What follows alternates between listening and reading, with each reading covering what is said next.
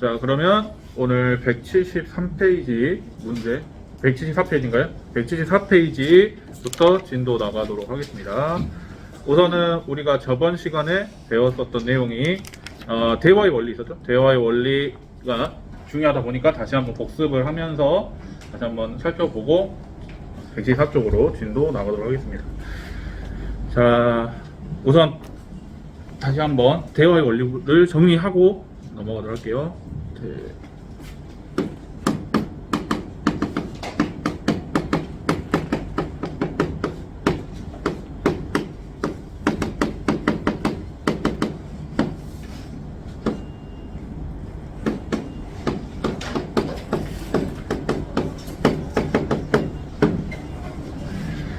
자, 우리가 저번 시간에 공부했던 것은 이번 단원에서 가장 중요한 내용이다 라고 설명드렸었던 대화의 원리요. 대화의 원리. 이 단원에서 이제 중요도는 거의 90% 이상이라고 해도 과언이 아닐 정도로 중요해서 이제 별표도 쳤었던 그런 부분이었죠.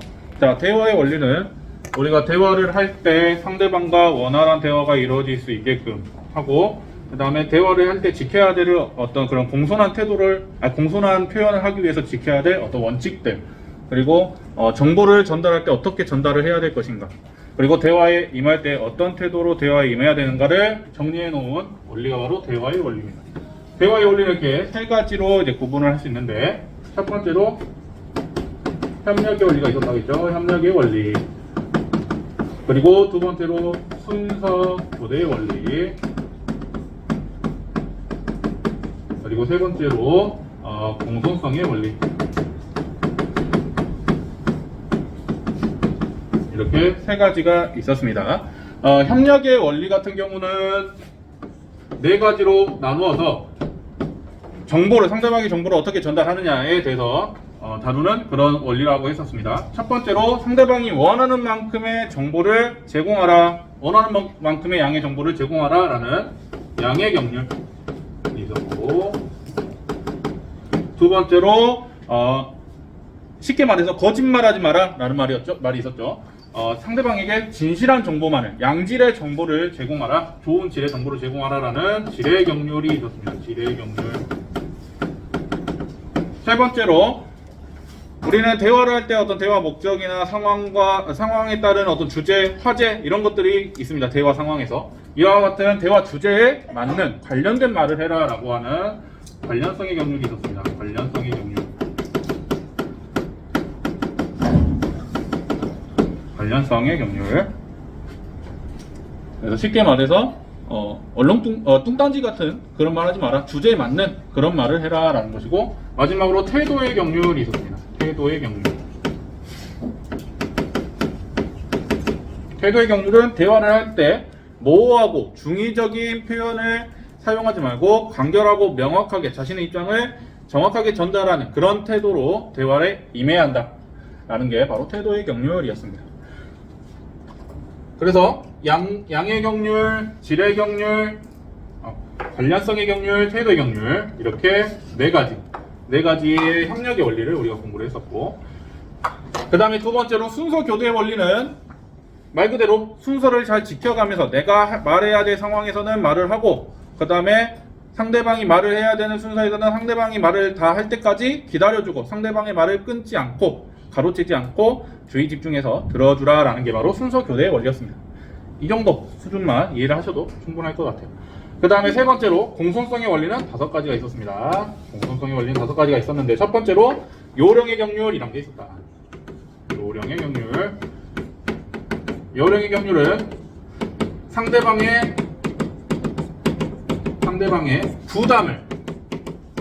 부담을 낮추어주는 그런 표현을 사용하라 라는 것이었고, 이와 같은 상대방의 부담을 낮춰주기 위한 표현에는 물어보는 형식으로, 의문문의 형식으로 요청이나 제안을 함으로써 상대방에게 선택권을 부여하라 라고 했었죠. 선택권, 상대방에게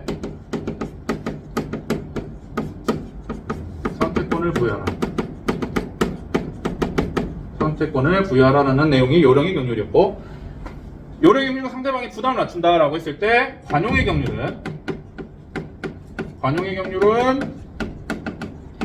화자 자신의 부담을 높이는 표현이었다.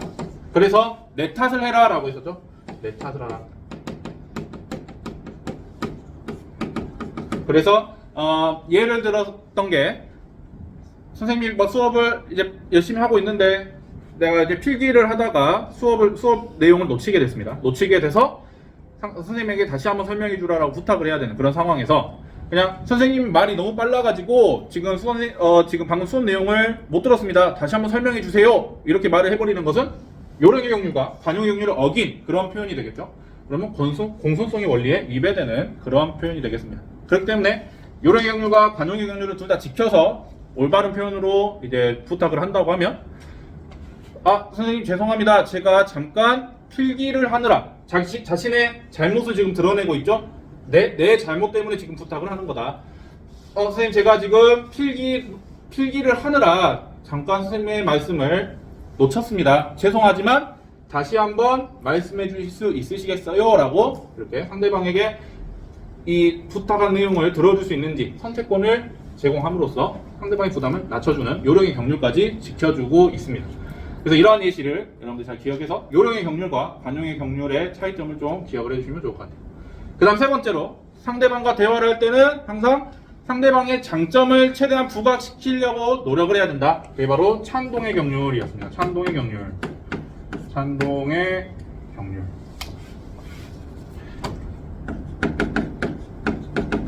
찬동의 경륜은 장점, 상대방의 장점을 부각시켜서 표현해라. 그러면 상대방 기분 좋아지겠죠? 그러면 계속해서 대화를 하려고 할 것이고, 그럼 원활한 대화가 이루어지고 원만한 인간관계도 형성이 될 것입니다. 그 다음에 겸양의 경륜이라는 게 있었습니다. 겸양의 경륜.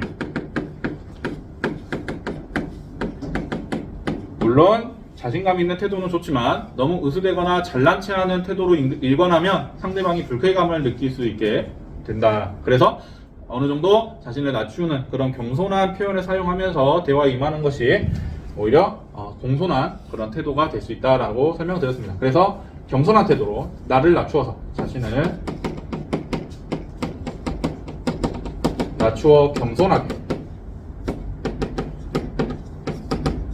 겸손하게 표현하는 게 바로 겸양의 경륜이었고, 그 다음에 마지막으로 공부했던 게 도응의 경륜이었죠. 도응의 경륜은 맞장구를 쳐줘라 라는 것이죠. 상대방의 말에 맞장구 쳐줘라. 동의의 경륜. 나랑 생각이 같든 다르든 우선은 그거 참 좋은 생각이네, 그거 참 기발한 생각이야 라고 우선 맞장구를 쳐주고 나서, 나랑 생각이 같으면 이제 그대로 이제 진행을 하는 거지만, 나랑 생각이 다를 경우에는 나의 의견도 제시를 해야겠잖아요. 그럴 때도 마찬가지로 바로 내 말을, 나의 주장을 바로 전달하는 게 아니라 그거 참 좋은 생각이다 라고 맞장구를 쳐준 다음에, 근데 내 생각은 이런데 이러이러한 방법은 어때? 라고 나의 주장을 제시를 하는, 이런 방법이 좀 더 상대방의 어떤 감정을 상하지 않게 하는 그런 방법이 될 수 있겠습니다. 그래서 동의 경륜을 통해서도 우리가 공손성의 원리를 지킨 공손한 대화가 이루어질 수 있다. 그래서 우리가 저번 시간에 배웠던 것은 바로 이 내용들 공부를 했고, 너무 중요한 내용이다 보니까 다시 한번 오늘 복습을 해드렸습니다. 그래서 공손성의 원리 5가지도 이렇게 여러분들이 이 개념과 이론과 각각의 개념들은 자체는 그렇게 어렵지 않잖아요. 그래서 잘 연결 지어서 공부를 하시면 좋을 것 같습니다. 자, 그러면 다시 한번 저번 시간 내용 복습을 했고요. 지금 계속해서 이제 174쪽으로 넘어가서 경청의 방법, 구체적인 경청 방법은 무엇이 있는가? 이때는 이제 말에 대한, 어떻게 상대방에게 말을 해야 되는지에 대한 내용이었다면, 이번에는 이제 경청하는 방법, 올바르게 주의 집중해서 상대방의 말을 잘 들어주는 방법은 무엇이 있는지를 구체적으로 설명해 놓은 게 174쪽의 내용입니다. 그래서 업무 상황에서 대화를 할 때 경청하는 방법 해서, 첫 번째, 상대방이 말하는 내용의 의도를 파악하며 주의 깊게 듣는다가 있고, 두 번째, 들은 내용에서 이해가 안 되거나 모르는 것은 상대방이 말이 끝난 뒤 간략하게 질문한다. 질문하기 전략이라고 합니다. 그래서 여러분들이 업무를 볼 때는 항상 모르거나 좀 애매한 부분에 있어서는 상급자에게 항상 물어보고 업무를 진행해야지, 혼자서 판단을 하고 업무를 진행을 했다가 더 큰 잘못이 사고가 벌어질 수도 있는 것이기 때문에 항상 신중하게 모르는 부분은 솔직하게 말하고 질문을 통해서 상대방의 말을 정확하게 이해하려는 그런 태도를 갖춰야 된다. 세 번째는 상대방이 한 말의 핵심 내용을 요약하여 되묻고 자신이 이해한 내용이 맞는지 상대방에게 확인한다. 이게 이제 재진술하기라고도 합니다. 그래서 지금 김 대리님께서 하신 말씀은 이러이러한 내용에 대해서 이러이러하게 처리하라는 말씀이시군요 라고 상대방의 말을 좀 요약을 해가지고 핵심 내용을 다시 한번 재진술해 주는 겁니다. 그럼으로써 내가 지금 당신의 말을 이렇게 이해했는데 이렇게 이해한 게 맞아? 라는 그런 뉘앙스를 상대방에게 드러내는 것이죠. 그래서 잘못 이해한 부분에 대해서 상대방이 또 피드백을 해주겠죠. 그런 전략이라고 볼 수 있겠고, 4번 중요한 정보나 헷갈리기 쉬운 정보를 선별하여 메모하며 듣는다. 여러분들이 사회생활할 때 가장 기본이 되는 태도라고도 볼 수 있는데 바로 메모하기입니다. 메모하기. 그래서 직장 상사에게 결제를 받으러 간다거나 회의를 하러 갈 때는 항상 업무 다이어리를 준비해가지고 업무 지시사항이나 이런 것들을 받아 적어서 업무에 차질이 없게끔 꼼꼼하게 업무를 수행할 수 있게끔 하는 그런 노력이 중요합니다. 그 중에서 하나가 제일 좋은 방법이 메모하는 것이죠. 메모하는 거. 그리고 여러분들이 이렇게 업무 다이어리를 딱 준비하고 가서 딱 메모하는 그런 모습을 딱 보였을 때 상대방 어떠겠어요? 이 사람은 업무를 수행하는 방법에 있어서 엄청 꼼꼼하고 차질없게 하려고 많이 노력하는 그런 사람이구나. 그리고 상대방의 말을 집중해서 잘 들으려고 하는 그런 사람이구나. 이렇게 인성적으로도 좋은 평가를 받게 되고 사회 이제 그 조직 안에서도 조직원들 안에서도 좀 평판이 좋게 평가가 되겠죠.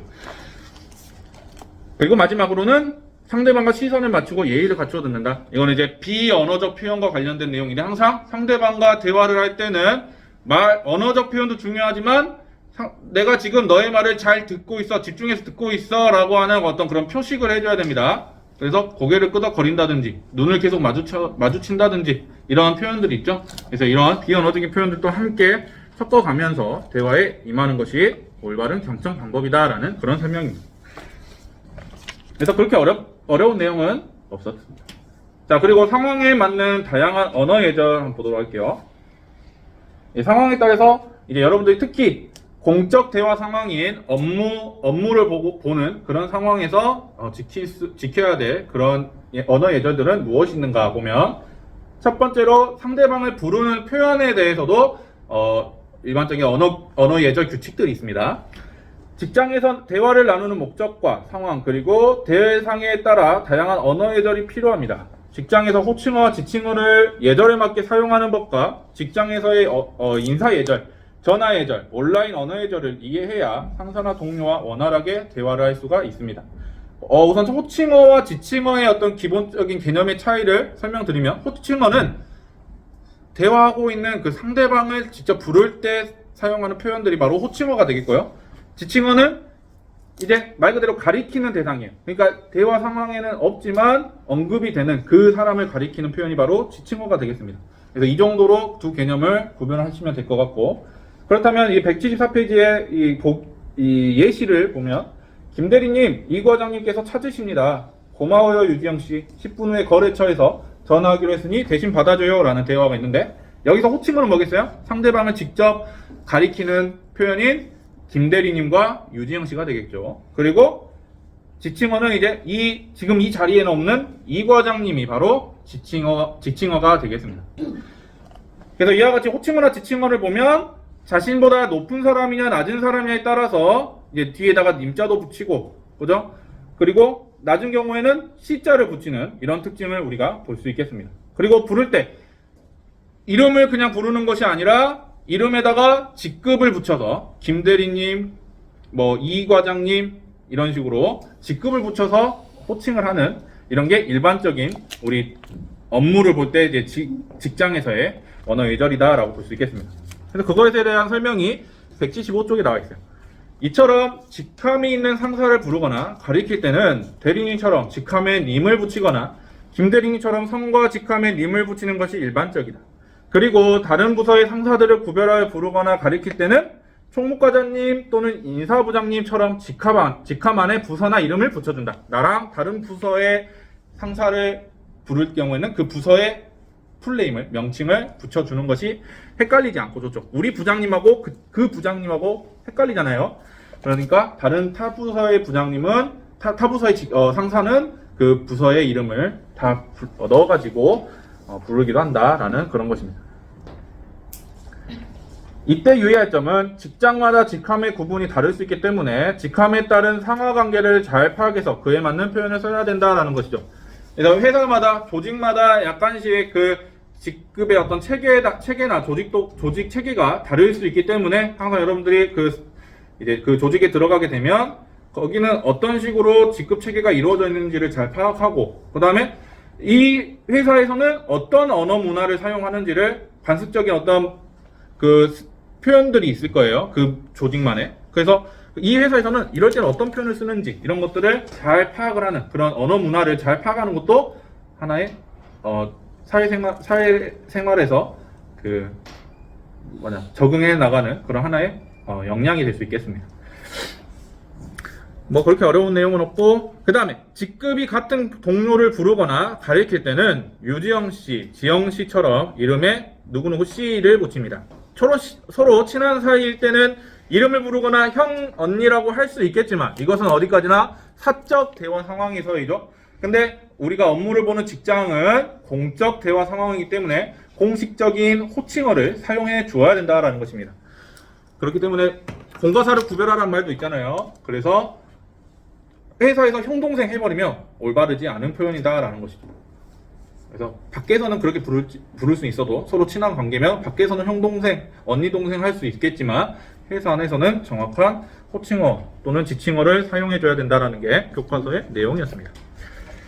자, 그 다음에 인사예절 같은 경우도 마찬가지로 이건 뭐 당연한 이야기들을 지금 교과서에서 설명을 하고 있습니다. 그래서 한번 읽어보시면 되겠는데, 이제 우리가 한번 봐야 될 거는 175쪽의 참고 부분, 주의해야 하는 인사말을 한번 보시겠습니다. 주의해야 하는 인사말. 우리가 일반적으로 좋은 표현이다라고 생각을 하고 자주 사용을 하는 인사말이 있는데 그게 실은 잘못된 인사말이다라는 게 지금 그 참고 부분의 내용입니다.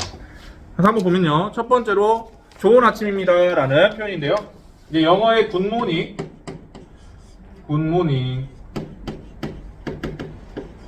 이거를 그대로 진역을 한 거죠. 좋은 아침입니다.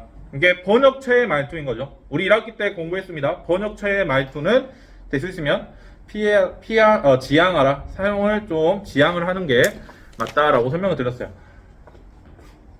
그래서 이 좋은 아침이다라는 표현보다는 우리가 일반적으로 사용하는 좋은 인사말 있잖아요. 안녕하세요. 그냥 평범해 보이긴 하지만 이게 오히려 올바른 표현이고 이것은 잘못된 표현이다라는 것입니다. 그래서 이와 같은 번역체 말투는 사용을 지양하자라는 것이고, 두 번째로 이거 사람들이 많이 많이 잘못 사용을 하는데요. 수고하셨습니다.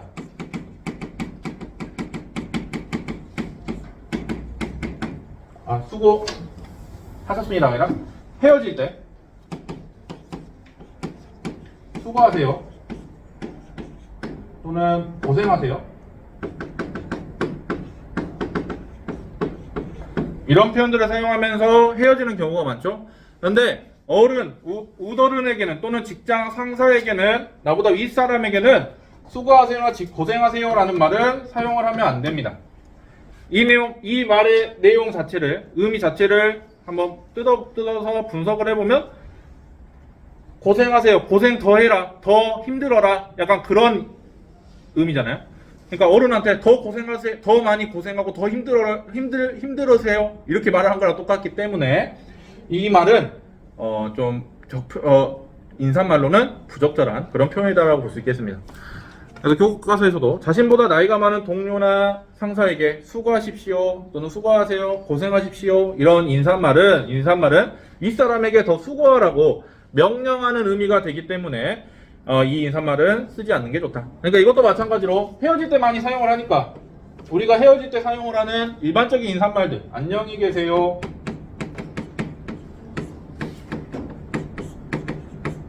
또는 뭐 먼저 들어가 보겠습니다,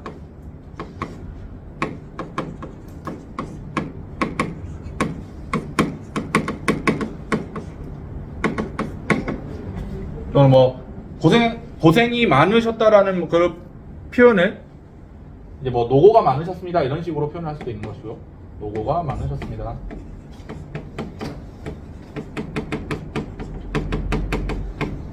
이런 식의 일반적인 인사말을 사용하는 게 오히려 더 올바른 표현 방법이다. 뭐 내일 뵙겠습니다. 뭐 이런 표현도 또 있겠죠. 그래서 여기서 하고자 하는 말은 이 표현들은 사용을 지양하자라는 것이죠. 자, 그래서 인사 예절 내용도 넘어가도록.